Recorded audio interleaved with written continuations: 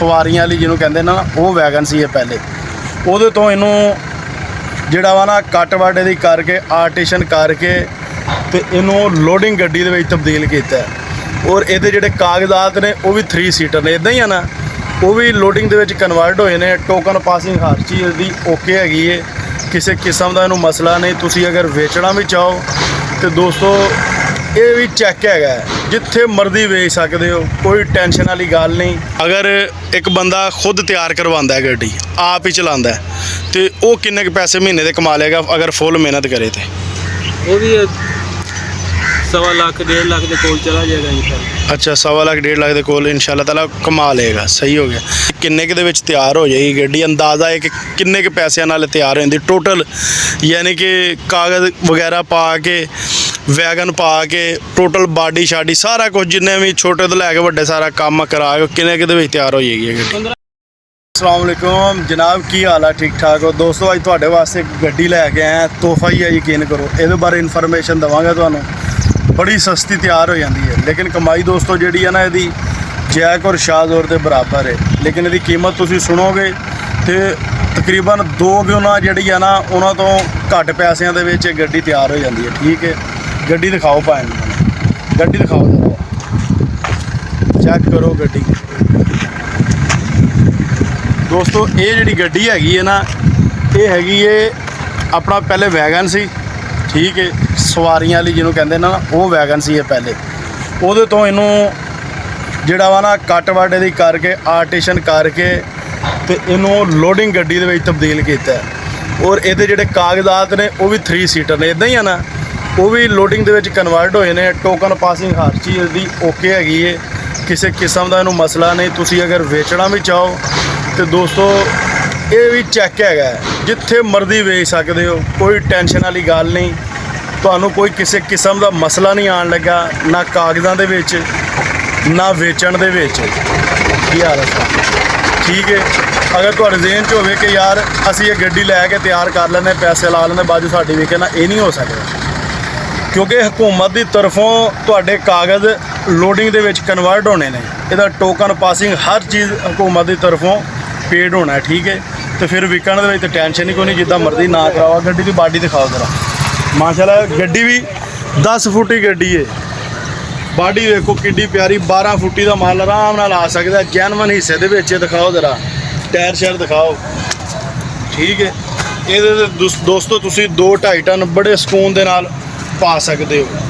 तो और दिखाओ जरा, यह भाई ने ये गड्डी चलाते है। ठीक है, तो माशाल्लाह असी अगर बिलफर इन्हों शाम को बिल्टी दी है ना, तो सुबह को ये फिर जोड़ा वा की नाम वो फैसलाबाद होंगे ने, इस तरह ही है ना जनाब?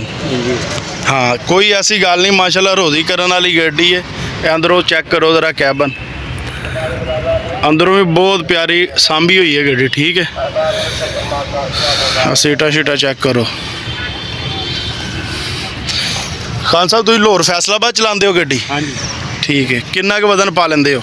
2 टन आराम सुकून नाल। ठीक है, तो ये तुहाडी अपनी है या तुसी ड्राइवर हो? ड्राइवर है। अच्छा, माल शाल आसानी नाल मिल जाता है? अल्हम्दुलिल्लाह, अल्लाह पाक रोज़ी देना। ठीक है, कितनी देर हो गई, कितना अरसा हो गया इस गड्डी नूं चलाने तुहानूं? 1.5 साल हो गया। अच्छा, 1.5 साल हो गया वा।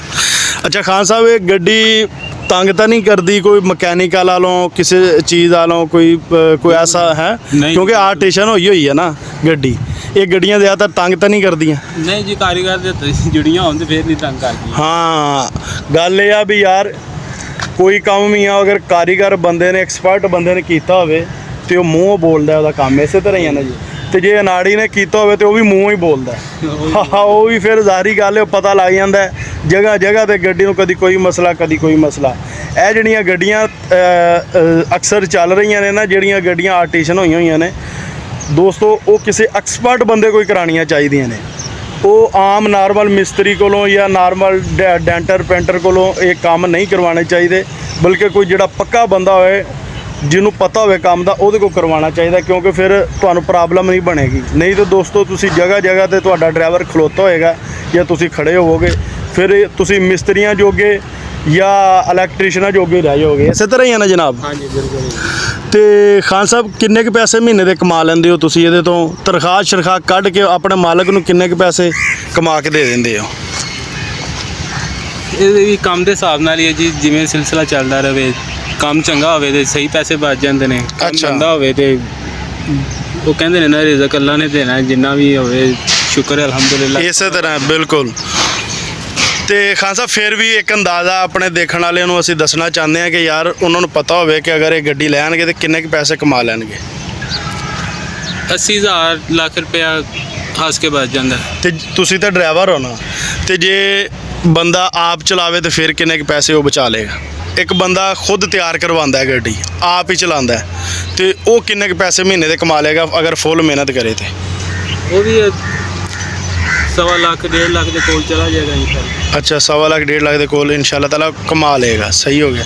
ਤੇ ਖਾਨ ਸਾਹਿਬ ਹੁਣ ਆਖਰ ਤੇ ਸਾਨੂੰ ਦੱਸੋ, ਇਹ ਕਿੰਨੇ ਕੁ ਦੇ ਵਿੱਚ ਤਿਆਰ ਹੋ ਜਾਏਗੀ ਗੱਡੀ? ਅੰਦਾਜ਼ਾ ਹੈ ਕਿ ਕਿੰਨੇ ਕੁ ਪੈਸਿਆਂ ਨਾਲ ਤਿਆਰ ਹੋ ਜਾਂਦੀ ਟੋਟਲ, ਯਾਨੀ ਕਿ ਕਾਗਜ਼ ਵਗੈਰਾ ਪਾ ਕੇ, ਵੈਗਨ ਪਾ ਕੇ, ਟੋਟਲ ਬਾਡੀ ਸ਼ਾਡੀ ਸਾਰਾ ਕੁਝ ਜਿੰਨੇ ਵੀ ਛੋਟੇ ਤੋਂ ਲੈ ਕੇ ਵੱਡੇ ਸਾਰਾ ਕੰਮ ਕਰਾ ਕੇ ਕਿੰਨੇ ਕੁ ਦੇ ਵਿੱਚ ਤਿਆਰ ਹੋ ਜਾਏਗੀ ਇਹ ਗੱਡੀ? 15 ਕੁ ਦੇ ਕੋਲ ਹੋ ਜਾਂਦੀ ਹੈ। 15 ਲੱਖ ਦੇ ਕੋਲ। ਠੀਕ ਹੈ। ਯਾਨੀ ਕਿ ਅਗਰ ਕੋਈ ਬੰਦਾ ਗੱਡੀ ਜਿਹਦੇ ਕੋਲੋਂ 12-15 ਲੱਖ ਰੁਪਈਆ ਹੈ, ਉਹ ਬੰਦਾ ਯਾਨੀ ਕਿ ਤਿਆਰ ਕਰਾ ਕੇ ਸੋਹਣੀ ਰੋਜ਼ੀ ਕਮਾ ਸਕਦਾ, ਇਸੇ ਤਰ੍ਹਾਂ। ਠੀਕ ਹੋ ਗਿਆ। ਲੋ ਜਨਾਬ, ਇਹ ਸੀ ਸਾਡੀ ਅੱਜ ਦੀ ਵੀਡੀਓ। ਕੈਸੀ ਲੱਗੀ ਤੁਹਾਨੂੰ ਕਮੈਂਟ ਸੈਕਸ਼ਨ ਦੇ ਵਿੱਚ ਜ਼ਰੂਰ ਦੱਸਿਆ ਜੇ। ਬਕਾਇਆ ਜਿੱਥੇ ਰਹੋ ਖੁਸ਼ ਰਹੋ। ਕੋਈ ਹੋਰ ਗੱਲਬਾਤ ਪੁੱਛਣੀ ਹੋਵੇ ਤਾਂ ਵੀ ਕਮੈਂਟ ਦੇ ਵਿੱਚ ਦੱਸ ਦਿਆ ਜੇ। ਦੋਸਤੋ, ਅੱਜ ਦੀ ਵੀਡੀਓ ਦੇ ਨਾਲ ਸਾਨੂੰ ਦਿਓ ਇਜਾਜ਼ਤ। ਮਿਲਾਂਗੇ ਨਵੀਂ ਵੀਡੀਓ ਦੇ ਵਿੱਚ। ਅੱਲਾ ਹਾਫਿਜ਼।